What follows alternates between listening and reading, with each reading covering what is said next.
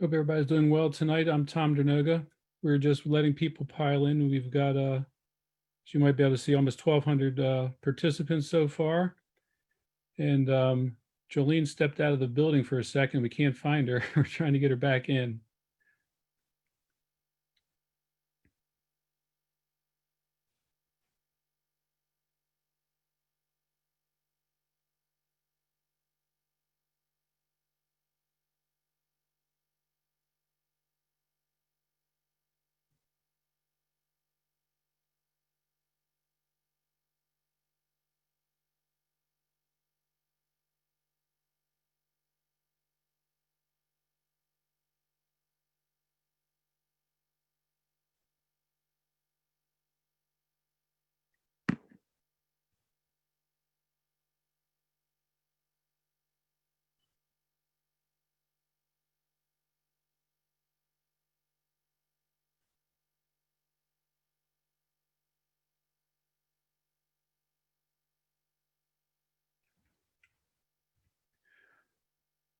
Once again, this is Tom Dernoga. We're waiting to get started. I see you have a lot of questions coming in. We do see them in the chat box. We put together a very detailed presentation for this evening, and it will answer a lot of the questions that I see in the chat box. And you can also submit them via email. If you notice, we currently have almost 1,300 participants. So if everybody asks a question, we'll be here until next Monday just trying to answer the questions, but we're happy to answer as many questions as we can.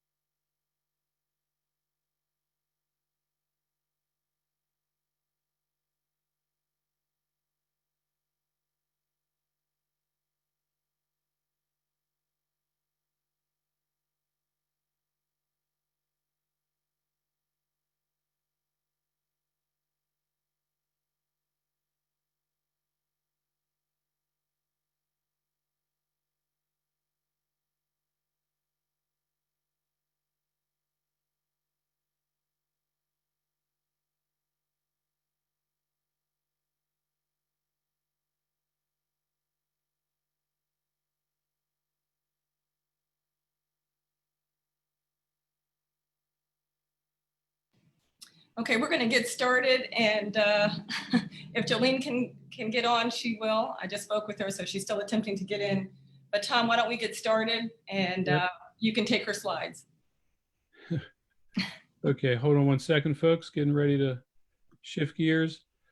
Okay, good evening. I am Tom Dernoga, Council District 1. I'm joined tonight, hopefully by Jolene Ivy, County Council District 5, and by Minnie Canderson Walker, Council District 8.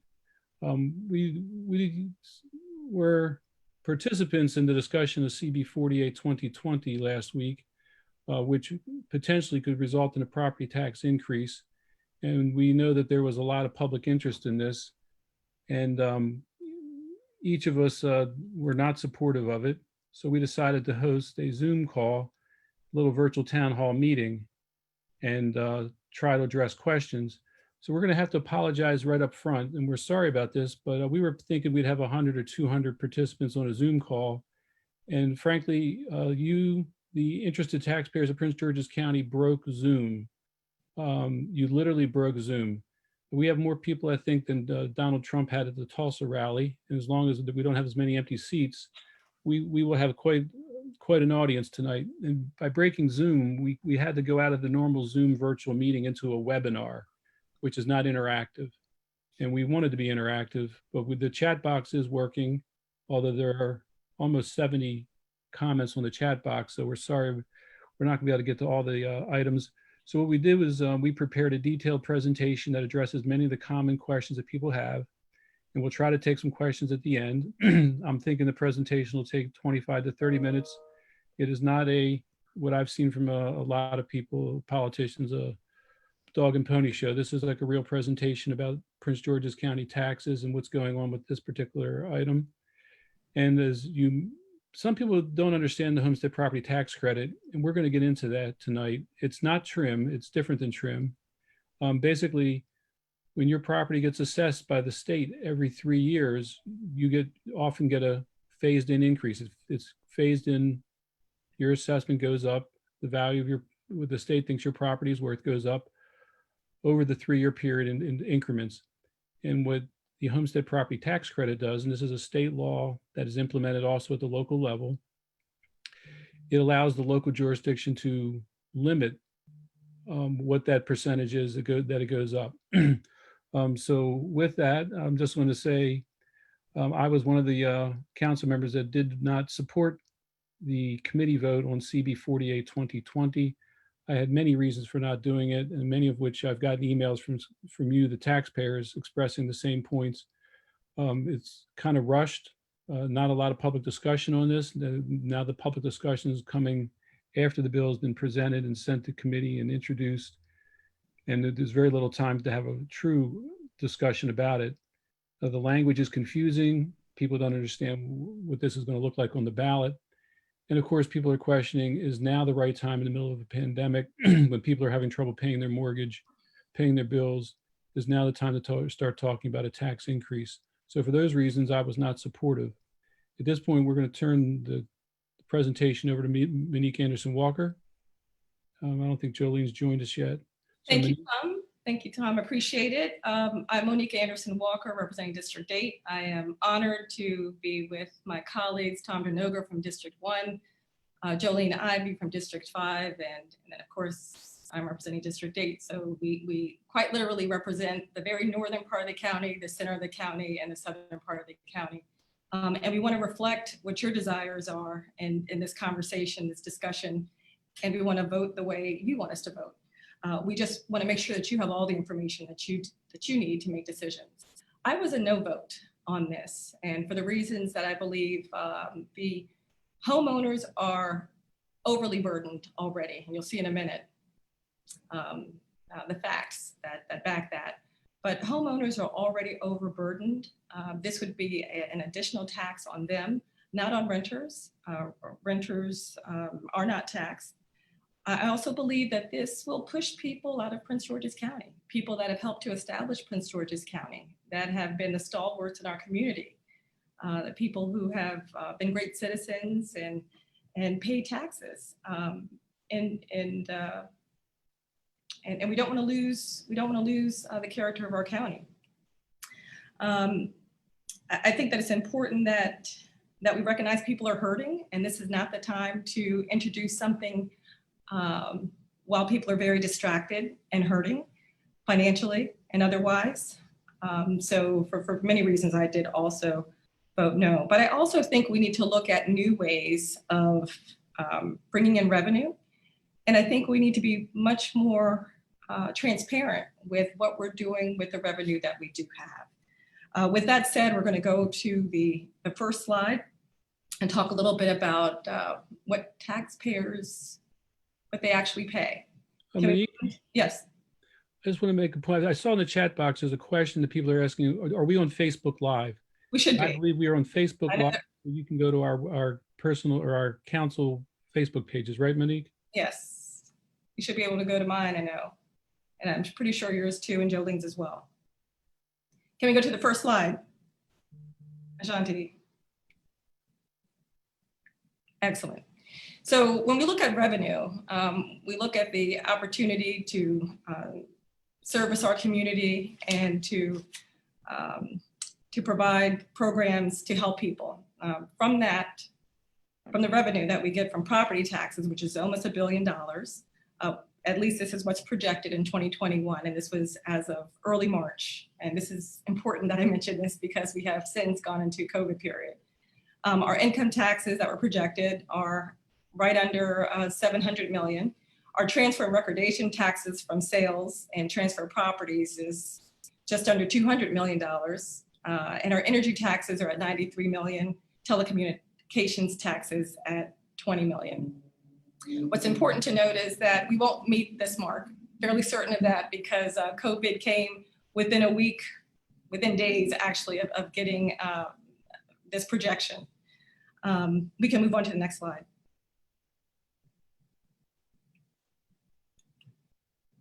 When we look at local income tax rates, we see that Prince George's County is maxed. We pay the highest income tax rates. And that's in addition to, we can go to the next slide, county property taxes on the next slide.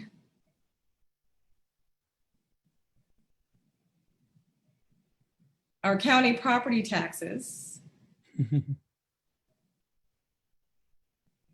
Can we advance to the next slide, please?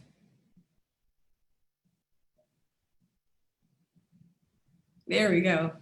All right, we see that on this slide, it appears that at first glance, it looks like Prince George's County taxpayers are just at $1, and that's great, right? It looks like we're right in the middle. But this is very misleading because Prince George's County homeowners pay additional added taxes. We'll go to the next slide so you can see what those are. They're broken down with Washington Suburban Transit Commission tax. We pay a stormwater Chesapeake Bay water quality tax, a park and planning tax, a supplemental education tax, and county property taxes. So all of this takes us to $1.37. Now, in addition to that, you may also pay a state property tax and a Clean Water Act fee.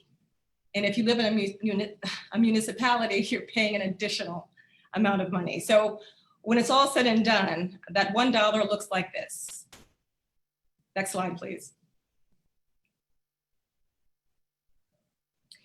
So you see that this is at the top.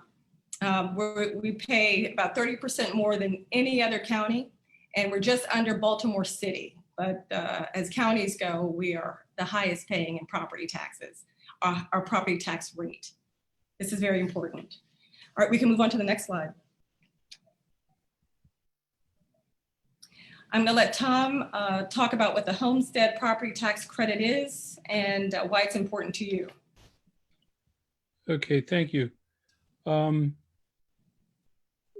I noticed in the chat box, and this question comes up a lot, what's the difference between trim and the homestead property tax credit?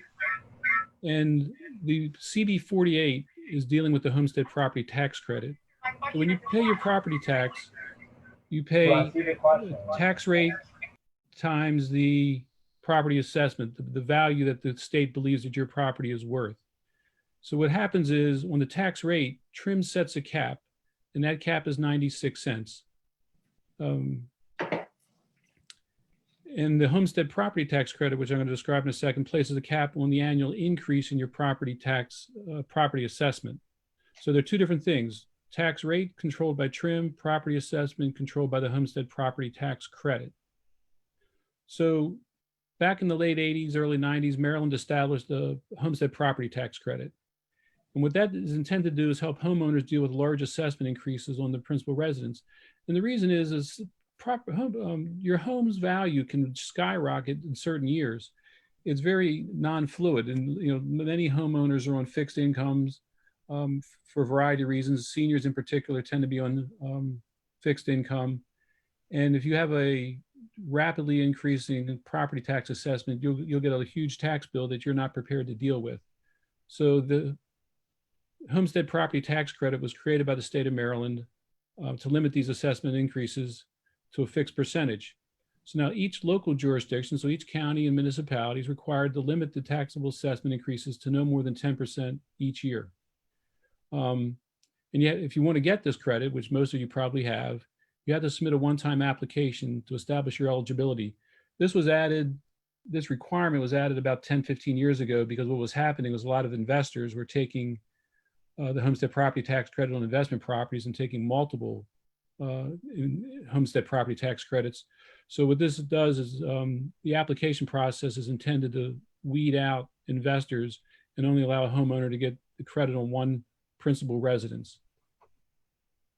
So now, technically, the homestead property tax credit doesn't limit the assessment increase. We talk about it doing it, but that's not the way the math works. It comes to the same result. What happens is you get a credit calculated on any assessment increase over the cap. And the bottom line is that you're not going to pay any more tax on the assessment increase, which is above the percentage limit. And as an example here that we provided, this is actually from the State Department of Assessment's website. So if your old assessment was 100,000 and your new phased-in assessment for the first year is 120,000, that would be a 20% increase. So the state 10% limit would result in an assessment on 110,000. So you'd only be paying the total tax on the 110,000, not the 120,000.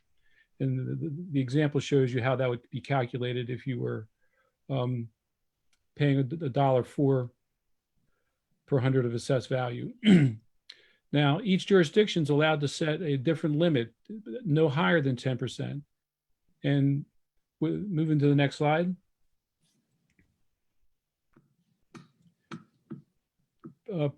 Prince George's County, the homestead property tax credit currently limits the property assessment increase to the increase in the area rate of inflation, the CPI, which is usually between 2 and 3%, but it's been as low as 0 and as high as 5. But it can never go above 5% a maximum under current law. Now, the voters placed the homestead property tax credit in the county charter in section 812D back in 1994. And that was by a vote of 61% to 39%. So there was overwhelming support to limit the degree in which assessments could go up to this CPI or 5% max. Now, because this is in the county charter, the county council, which is Monique, myself, Ms. Ivy, who's now joined us. Thank you. Good to see you, Jolene. Zoom can be a challenge. We have no control. We set the rate every year, but it's set to the CPI number. So we have no control over that. And one of the things that CB-48 is intended to do is take the control away from you, the taxpayers who put this in the charter, and give it to us, the county council, so we can set the rate at whatever rate we want, up to 10%. So, and you know what, Tom, I'm going to jump in just because I haven't been able to say anything thanks to Zoom. Go for it, Jolene. Go for it. The whole CPI thing is important because it's what people on Social Security look to when they're looking at how much increase are they going to get in their check. And that's important because the homestead tax credit is also linked to CPI. So those things kind of run together. I don't know if you've already looked at that particular, I guess, Ashanti, if you'll scroll down a couple. It's coming up. Yeah, you'll see that that chart. It's, I think it's 2 slides down maybe. Sorry, guys. But in any event, I've been hearing from retirees who are very concerned about their property taxes going up.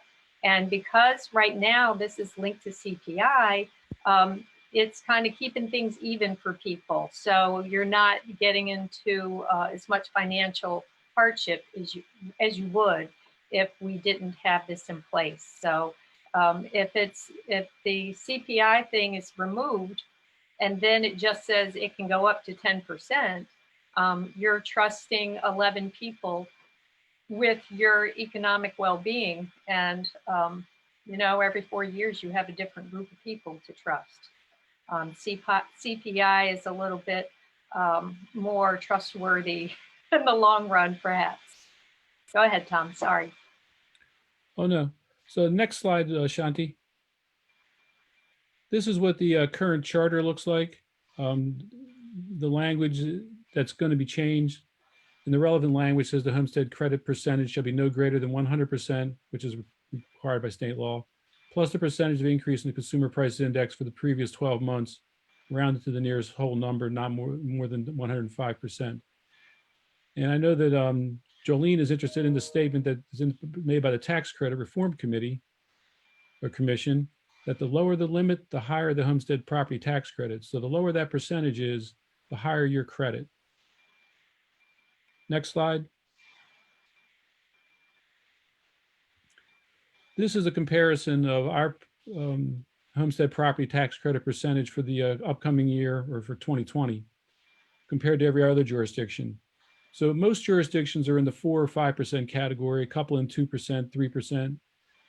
Some of the proponents of CB-48 like to point to Montgomery County and say that it's at 10% and that other counties are at 10%, but those are actually rural counties that are at 10%. So in this case, Montgomery County is the anomaly in terms of the homestead property tax credit, but they also have a really low tax rate. We'll get to see. So they have a low tax rate, low tax effort, and that's one of the reasons why they have a high homestead property tax credit percentage. They don't need the protection. And this is the slide that Jolene was talking about. Do you want to talk about this, Jolene? Sure.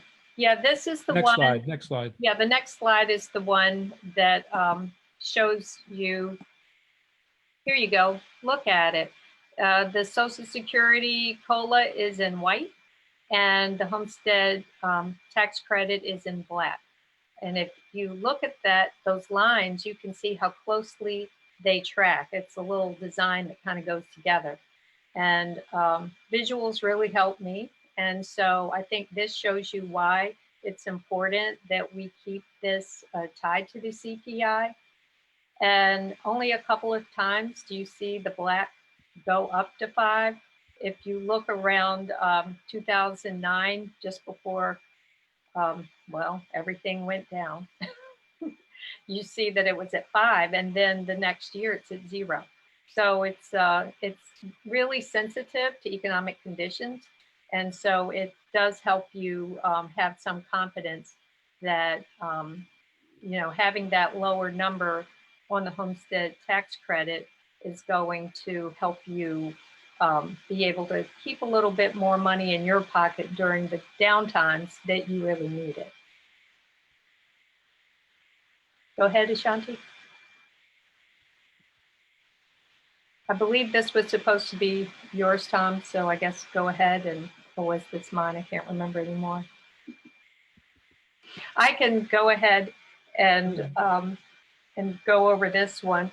This is CB-48.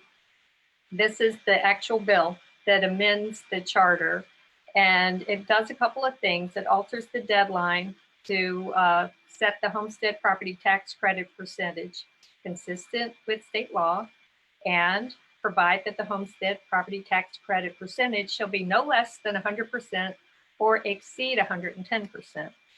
Now, if you look down where you see some wording is in red, that means that it's taken out of current law, which would be the part about the consumer price index and not more than 105%. And what it puts in is this 110%. So it allows the county council to impose 110% if we want that to be the rate. And it wouldn't be tied to CPI anymore. So, you know, when you start talking about consumer price index, you know, I used to serve in the Ways and Means Committee in Annapolis, and I was on the Revenue Subcommittee for several years as well. And we spent a lot of time talking about taxes. That's pretty much all we did. So it's interesting to me to learn about taxes and to learn about how the whole state has a relationship with different kinds of taxes. But of course, I kept a special eye on Prince George's taxes, obviously. And it was amazing to me to learn how much of a percentage of our income is already going to taxes. And I know I didn't get a chance at the beginning to explain why I voted no on this bill, but it's a couple of things. And one thing is right here on the screen ahead of us. When I saw this language, I knew that the average person hadn't sat in Ways and Means for 8 years and had not been on the Revenue Subcommittee and would have absolutely no idea what the language meant. They wouldn't have any idea based on how this was written that it would be going up. It just says can't exceed 110%. You don't know if it's 120 now or if it was 5 now. You have no idea what it was. You just see that it can't exceed 110. So I thought that it was important that people understand exactly what they're voting for. And I did not think that this language was clear in that way. I want people to eventually, I would love it if we spent some time, like it might take a year or two, talking to residents, explaining our taxes, explaining our budget, talk about what our needs are as a county, and to see what are people willing to pay more for, if anything. Maybe after the end of that year or two, people decide, you know what, I think I'm good. We don't need to pay anymore. Or maybe people will say, you know what, Jolene, I think at this point, I understand, I trust the council. Of course, I trust the county executive, and I'm willing to pay more. That's what I want. I don't want it done in a way that people don't understand what they're voting for, and especially not in the middle of a pandemic. This seems to be an exceptionally bad time to be entertaining a change like this. So sorry for my rant, but go ahead, Ashanti. So this is the information that lets you know kind of how we go about doing it. And as far as putting a charter amendment on the ballot, and you need to have 8 votes in favor in order to put something on the ballot, and there are 11 of us. In this case, so far, the pro side has 8 votes. We will see. July 21st will be the final vote. And before the vote takes place, you know, we have time to educate each other, and you have time to think about it and see what you want your council member to do on July 21st. Maybe at the end of this, you're going to say you're fine with paying more. That might be what you decide. But whatever your decision is, I hope you'll share it with your council member and in your 2 at-large members, and let them know what you think. If this is a serious thing to change our charter, and I hope you'll take it seriously. You must be taking it seriously, or you wouldn't be sitting here reading all these slides with us. Go ahead, Ashanti. So I believe we've basically covered this, but knowing that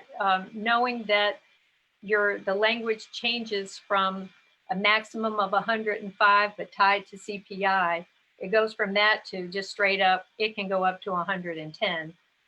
That's a big change. So, you know, anytime we start talking about potentially taking more money from people and putting it in the budget of the county, and I do believe that the county council has done a great job of taking care of your money. I mean, I do.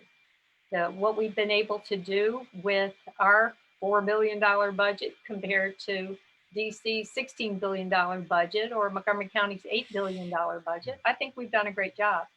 But I want you to feel that too. And I want you to understand that. I'm not sure that this is that time, but at this moment, when Councilman Dernoga did propose language that I believed was more clear, it failed 4-7. So we did pick up one more vote. That'd be Councilman Rodney Streeter, yay.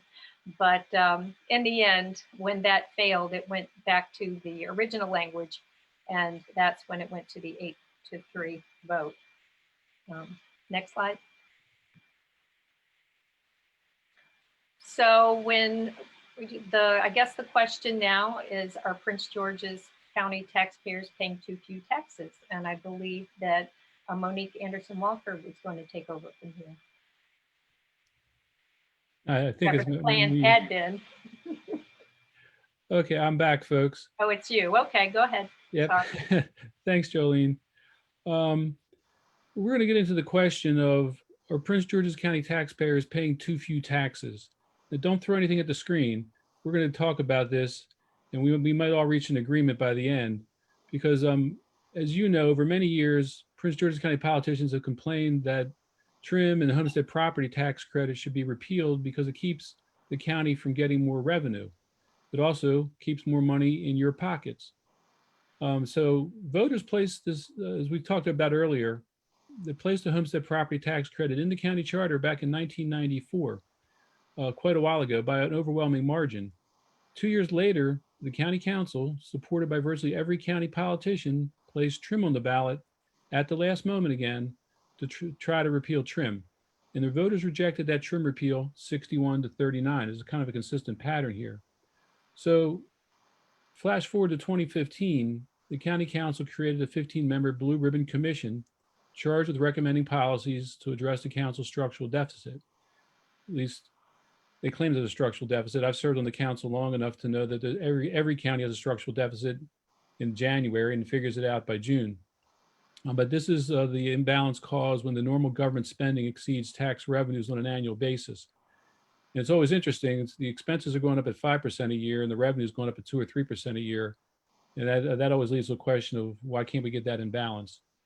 So the Blue Ribbon Commission looked at a variety of issues. They had a number of meetings, probably 10 or 12 meetings. And the principal focus was on repealing trim and the homestead property tax credit. So for all their meetings, that was their number one focus. Next slide. So now, if you're not aware, Maryland's local taxing system is heavily based on the wealth of the local jurisdictions. However, there's wide disparities in wealth. Some jurisdictions have a more difficult time raising sufficient revenue. So you got your Howard County and Montgomery County wealthy jurisdictions, and then you have your Baltimore cities and a number of other jurisdictions. We'll look at the level of wealth in the next couple of slides and our capacity to provide the type of tax revenues that we need.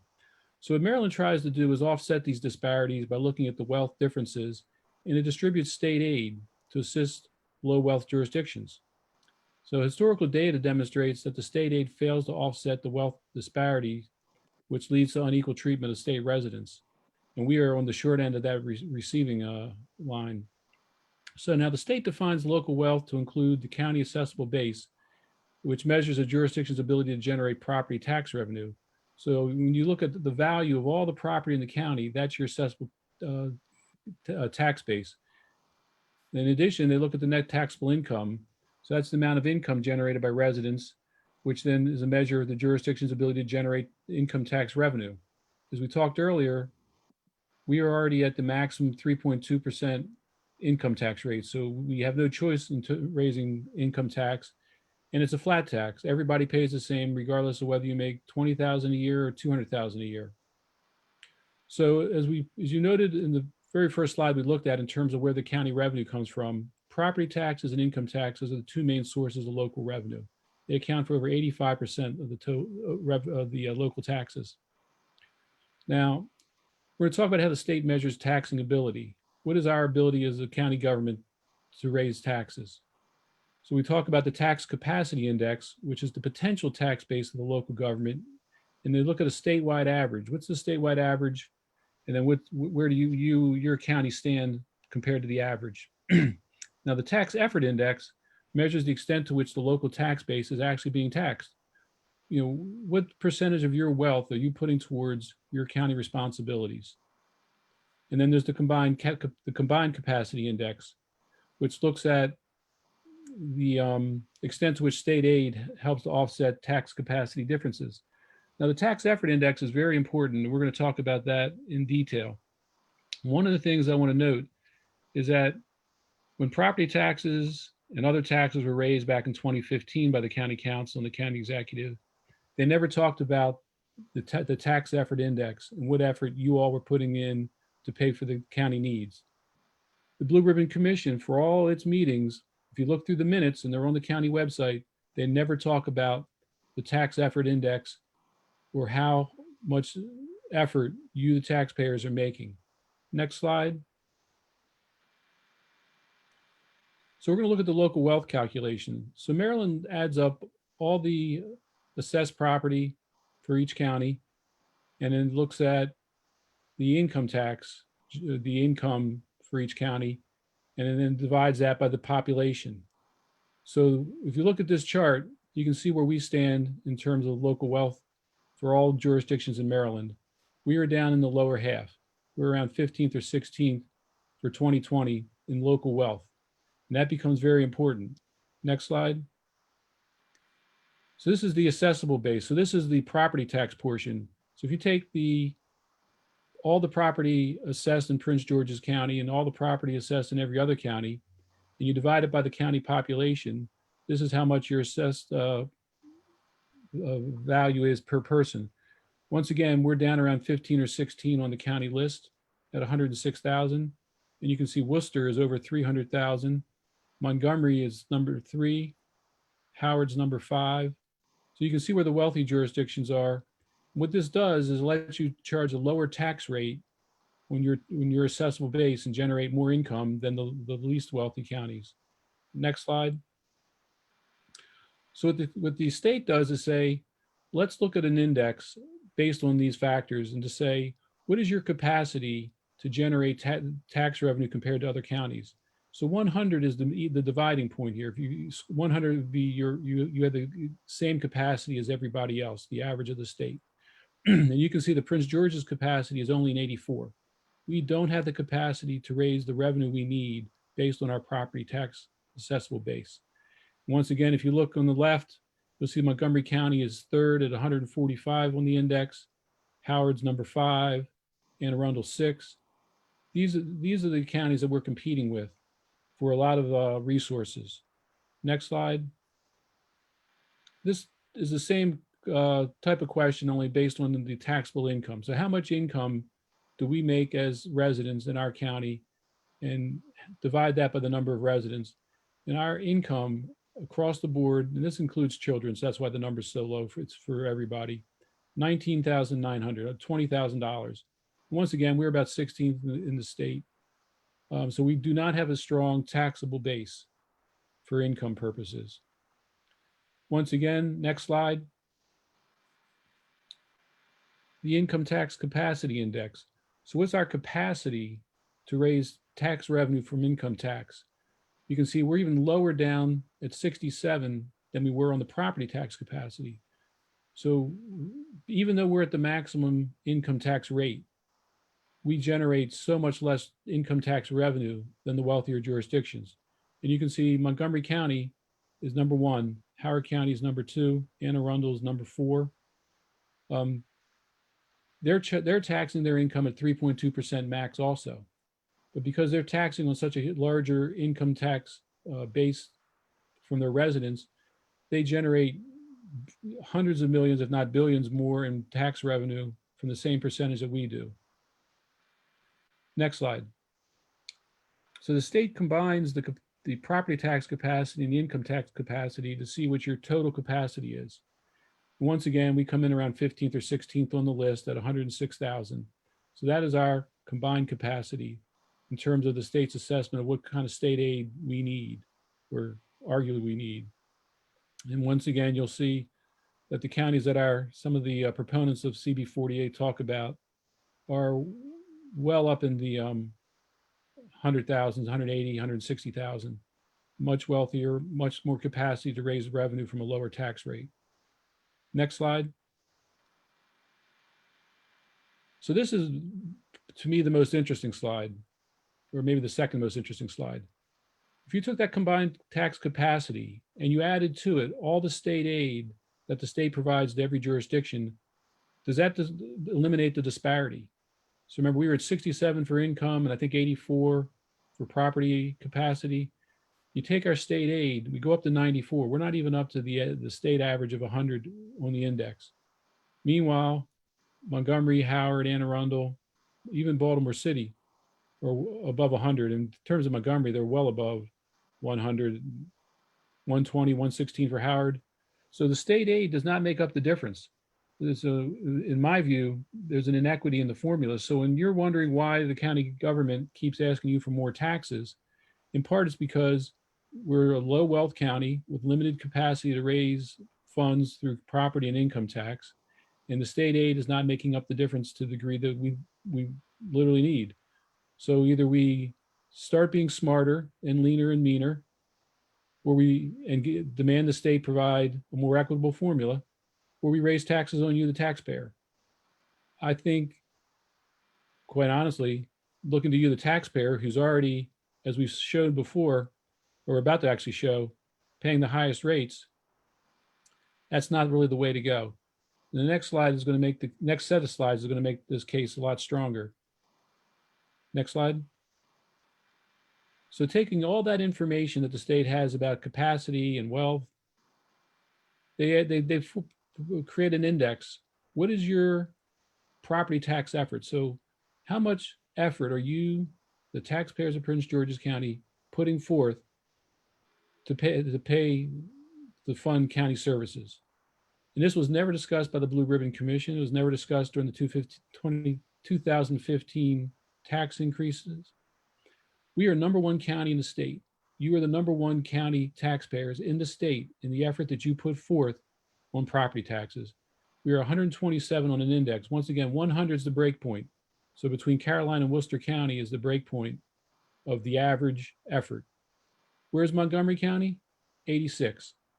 They can raise their property tax assessable base is so great, they don't have to try.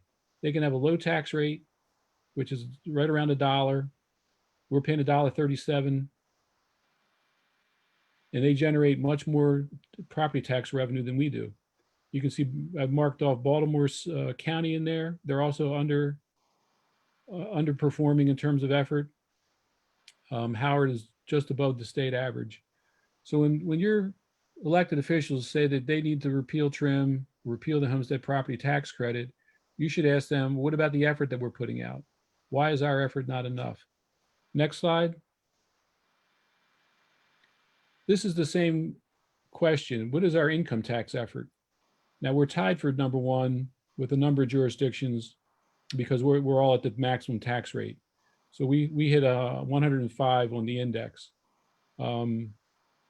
Nothing particularly special other than to say that we are doing as much or more than anybody else in the state when it comes to the income tax that you're providing. Last slide on this topic. So if you combine together the income tax effort and the property tax effort, you get the combined tax effort. So where are we combined? You, the taxpayers, are the #1 paying county in the state. You're trying harder than everybody else. So this is the question that needs to be asked when it comes time to vote on CB-48. Why is it that being #1 is not a strong enough effort? And why is it that the Blue Ribbon Commission never talked about this issue? At this point, I'm going to turn this over to Councilmember Ivy. She's going to talk about the Blue Ribbon Commission. She's been through the report and has a couple of comments on that. And we're getting close to the end of our presentation, and we'll start looking at questions. Yes, well, I will make this as brief as I can. I think I've mentioned this before, but this Blue Ribbon Commission, you know, they took a deep dive into what our county's budget needs were and how we raise money. And at the end, the things that it says that the commission reached unanimous consensus on the 3 recommendations set forth in the final report, but it was unable to reach consensus on 5 other key issues.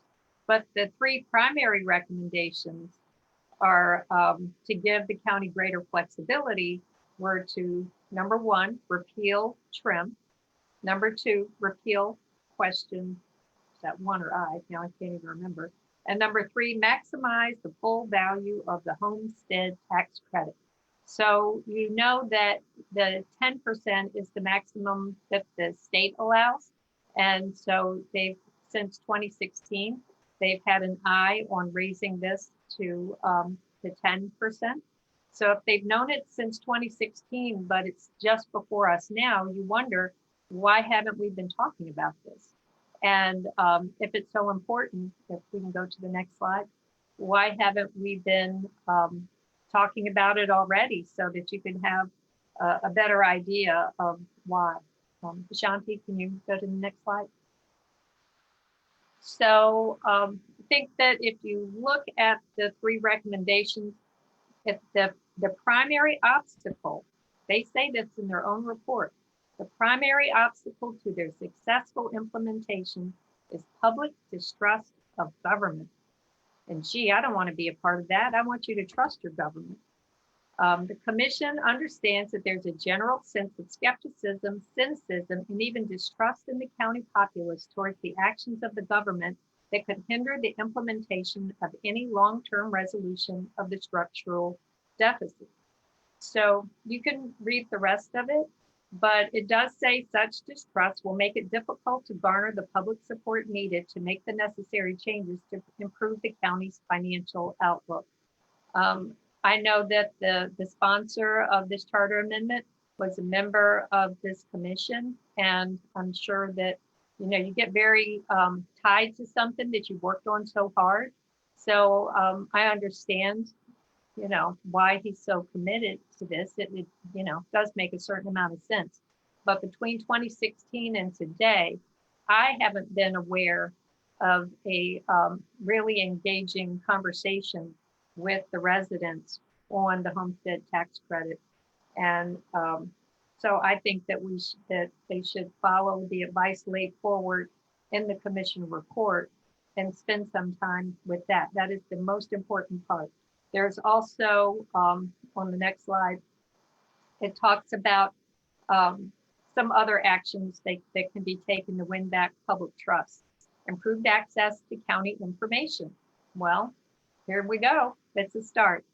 The waste fraud division needs to be expanded.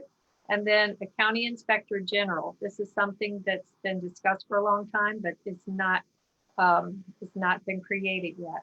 So I do hope that we can follow the recommendations of the Blue Ribbon Commission, at least the first part where they implore us to work on building public trust. Next slide. And Councilwoman Monique Anderson Walker, you want to take it from here? Well, thank you so much, Councilmember Ivy. Appreciate it. I will piggyback on what you said. I know we want to get to questions. These questions are absolutely fantastic. I do want to mention that moving forward, I think we do need to look at a fraud, waste, and abuse audit because there are some things that are occurring where we're not maximizing the opportunity for our revenue. Just within the last 2 years, we have given TIFs, tax increment financing, to 2 hinterland projects. I call them hinterland because they're not by water and they're not by Metro Rail, which we view as a TOD, transit-oriented development sites. So the investment or the giving up of $75 million in the case of these 2 projects, the opportunity for that is big. And I don't know if that's the best way to have utilized those options.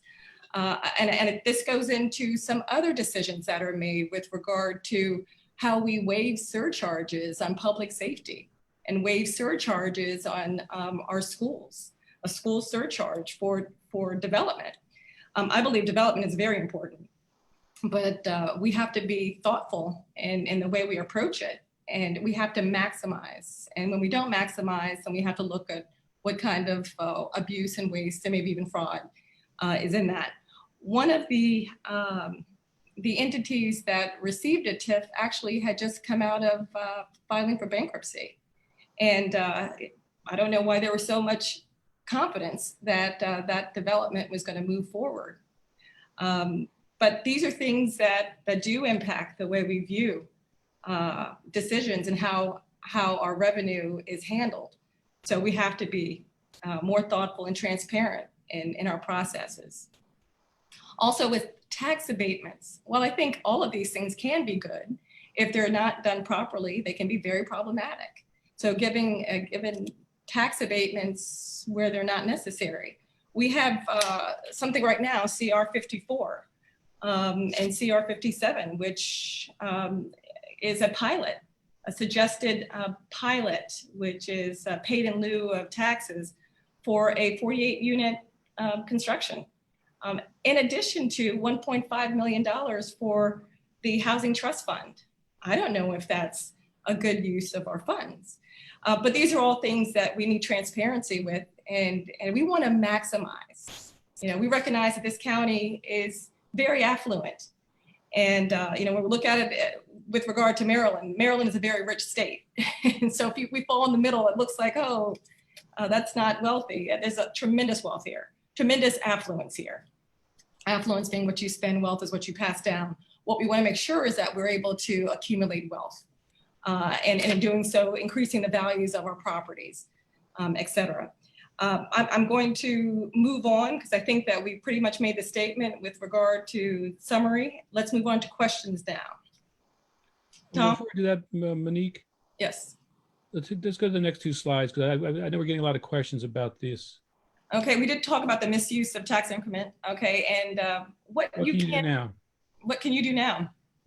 Certainly reach out to your county council members. This was proposed by Derek Leon Davis, so you can certainly go to him. This is something that he has pushed forward. As you see, Tom Dernoga, Jolene Ivy, and I are the no votes, so all the others, for the moment, are yes votes, and those are people that you should reach out to. They represent you as well. We might be voted on by those who live in our district, but we represent the whole county, and that's the way we think. So please, and sign up to speak at our hearing on July 21st. This is a public hearing, and your comments are needed. Pay attention, pay attention, pay attention. There's a whole lot that's been going on over the last several months during this COVID crisis, where many of us are distracted, and a lot of it is going to impact you. So continue. I'm glad that this has gotten your attention, but there's much more that you need to be paying attention to. Also, write our county executive. She doesn't have a position on this, but perhaps you can reach out to her and influence that as well. Is there another slide for us? Yep. Okay.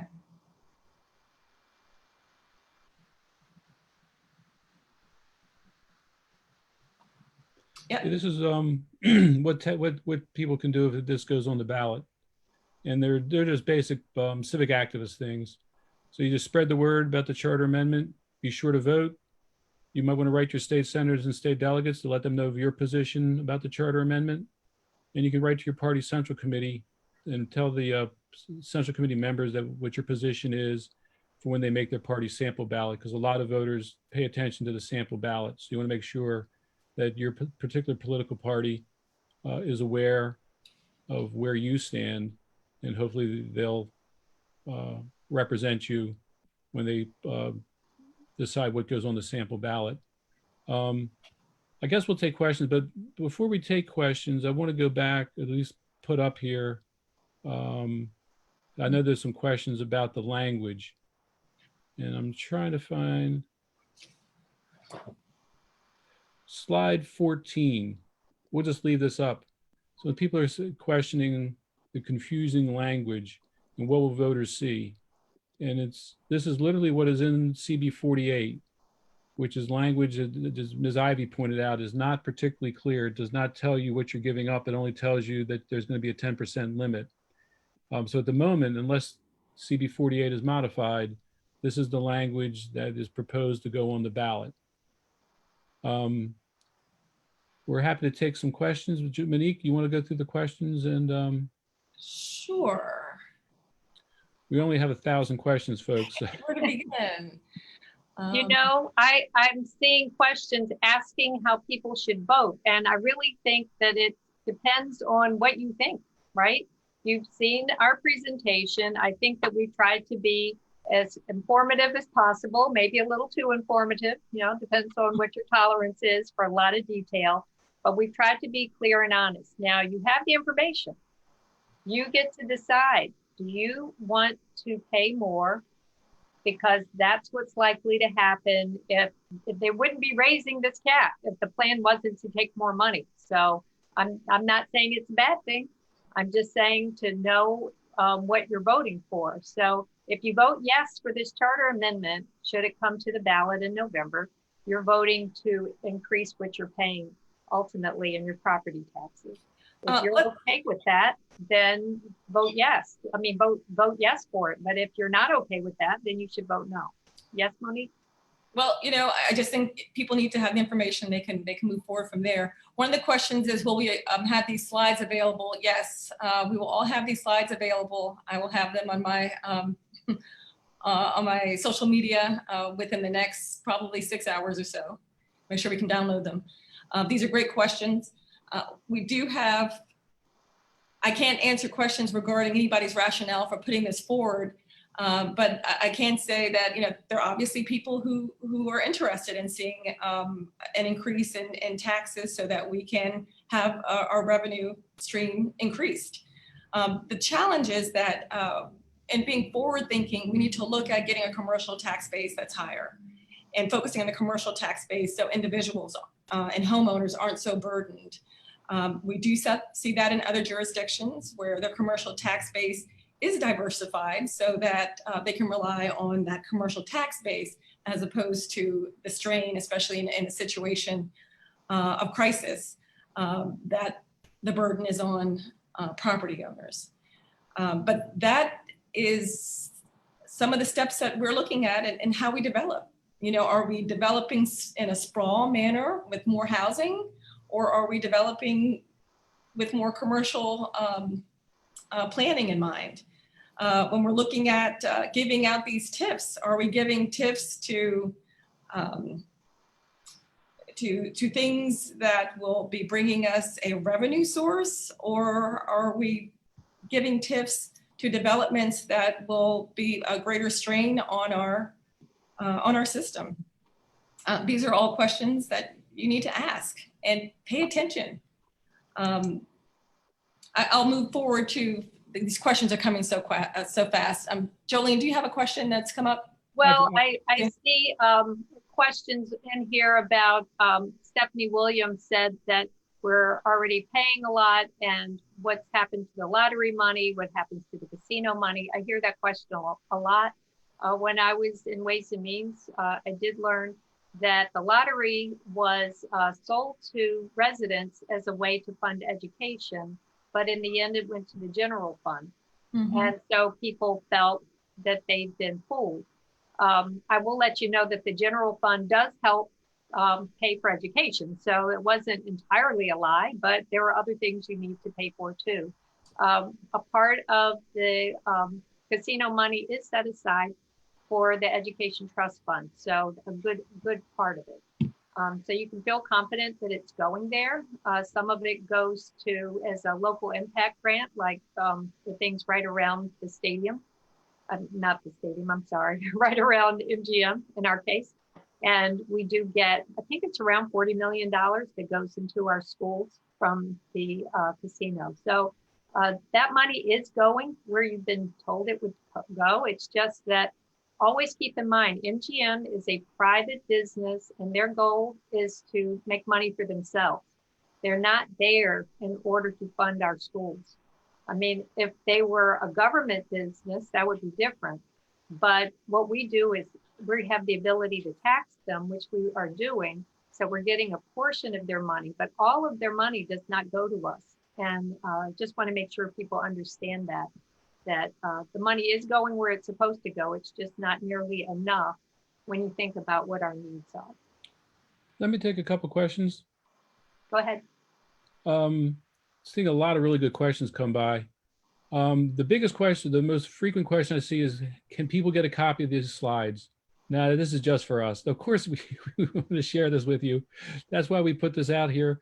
Some people ask, what are we going to do to promote public awareness? And I would say, I think we're doing that as hard as we can. I'm not positive how we're going to get the slides out, but I believe everybody that registered got an email, gave an email address, so we will be able to put out the slideshow to the participants. And in addition, this has been recorded, right? So I'm not sure how one makes this available through recordings. Smarter people than me can do that. I don't think you all really want to watch this again, but you do want the slides. So Ashanti, while we're sitting here, put up slide 31. A lot of people want to know how to participate.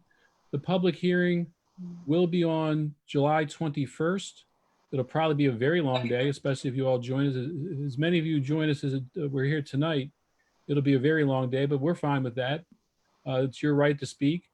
You can also use the e-comment portal to send in your comments. You have to sign up to speak the day before, 3 o'clock on Monday the 20th. So when that portal opens up, please get yourself signed up. A lot of people are asking, why is the bill the way it is? Why is it not changed to do something else? We didn't write the bill. We didn't propose the bill. We didn't vote for the bill. Okay. We made a suggestion about the language to try to clarify it. Someone asked, why wasn't it accepted? No reason was given. I'll just leave it at that. Trying to think of some of these other questions that went by. Oh, one was, can people run a petition against this? The short answer is no, you cannot run a petition against this. You could do a change.org. Someone asked about that. You could do a change.org just to make county council members aware. It has no, legal validity, but it is another way of making awareness. I know I saw in here somewhere there's some people running a petition for term limits. That is a real petition that does have legal validity. So you may want to look into that. What about commercial taxes? Yes. It's an interesting question. We don't get commercial taxes. We do get property tax and income tax off of commercial property, but it's treated the same, or generally speaking, the same as residential property. So it's nothing special. The idea is that we need, as a county, to grow commercial-based property, which is one of the reasons why we have such a lower tax base in other jurisdictions. But we keep doing townhouses out in the middle of nowhere, having to build police stations, fire stations, libraries, schools, etc. And the county council and land use does not follow the policies and the plans that we adopt. And park and planning complains about this all the time, but for whatever reason, the developers get what they want most of the time, and we have development all over the place in the hinterlands, and a lot of it's not advertised. How can we as constituents work towards being comparable to Montgomery County? Get wealthier? This is a good point, Tom. I think that our wealth is tied, no question, to our houses. We have the same housing stock as they do in Montgomery County. The houses that were built in 1965 in Montgomery County are the same houses that were built in 1965 right here in Prince George's County. The difference is Montgomery County understood when to stop building houses. And what happened was, as a result of that, they focused on a commercial tax base. Instead of sprawl, they went up. And their houses were the stock. So if you wanted to live there, you bought what existed and you gutted it if you didn't like it, and you made it what you wanted it to be. We have challenges because we are sprawling. Townhouses are problematic in that they compete directly with single family homes cost-wise. So your house might not go up in value because there's a new townhouse development coming up in your area. We need to be thoughtful about what wealth is and how to hold on to it. Development can hurt you or help you.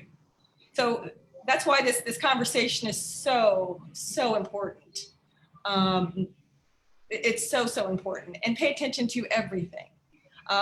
When we talk about wealth too, we look at environmental issues and flooding.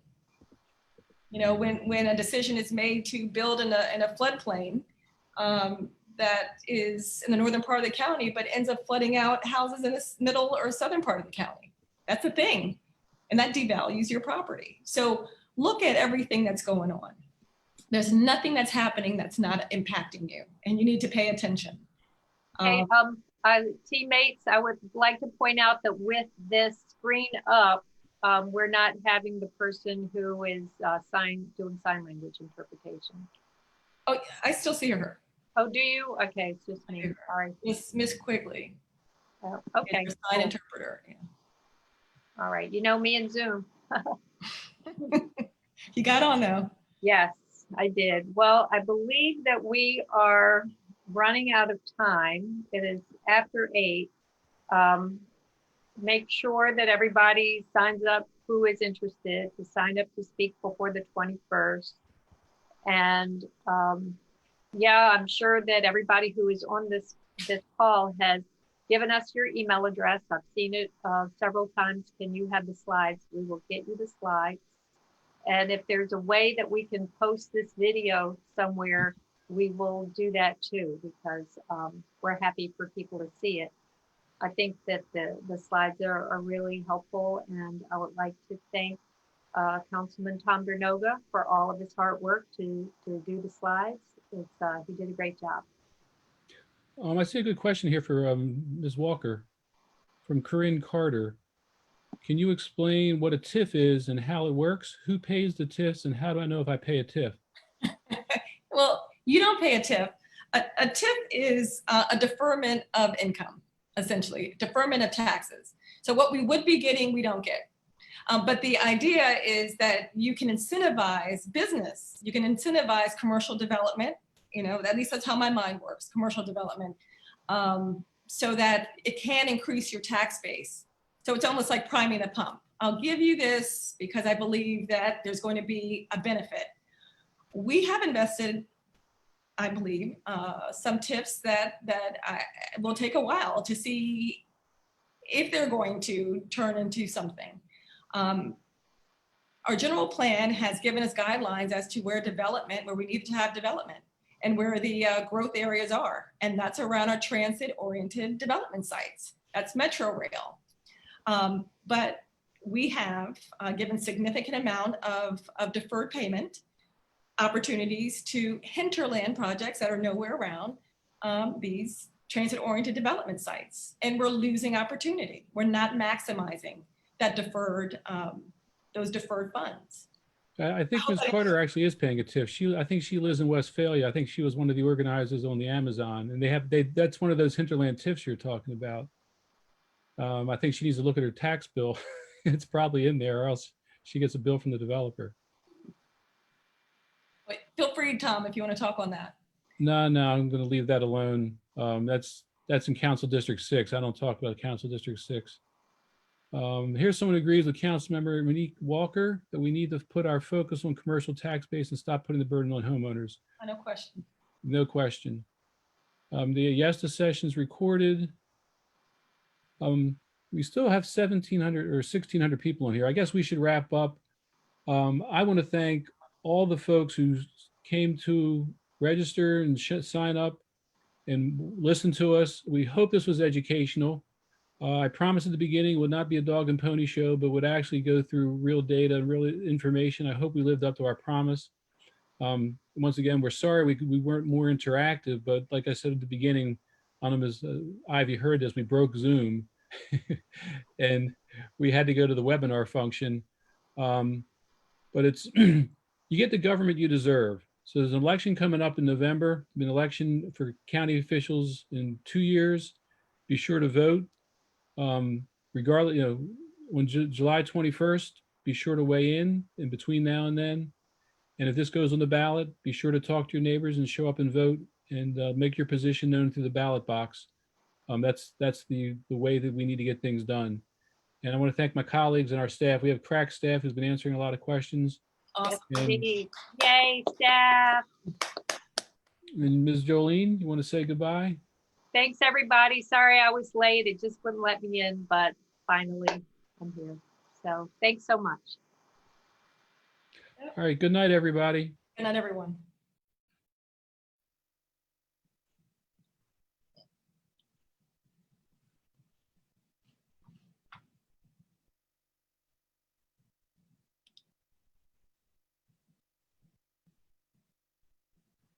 It's ramping down quickly.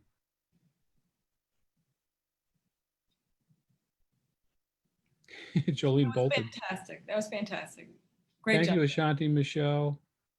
Yeah, and Miss Quigley, thank you. Well-oiled Wait, machine. Yes. are we